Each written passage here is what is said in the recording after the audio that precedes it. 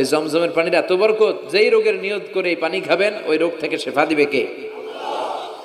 আবার বিষ্ণু বললেন, ইন্নাহা তুআমু তুমিন শিফাউ সুকমিন, ইন্নাহা মুবারাকা। এই জমজমের পানি গোটা বিশ্বের সব পানির মধ্যে থেকে সব চাইতে বরকতের পানি। এই পানির মধ্যে রোগের জন্য চিকিৎসা আছে। মানুষের ক্ষুধা লাগলে এটার ভেতরে খাবারের উপাদান আছে।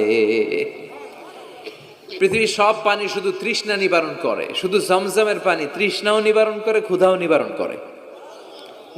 জাপানের কিছু জিওলজিস্ট, ভূতত্ত্ববিদ গবেষণা করে পেয়েছে এই পানির মধ্যে ফুড সাপ্লিমেন্টারি আছে, মানে খাদ্যের পরিপূরক।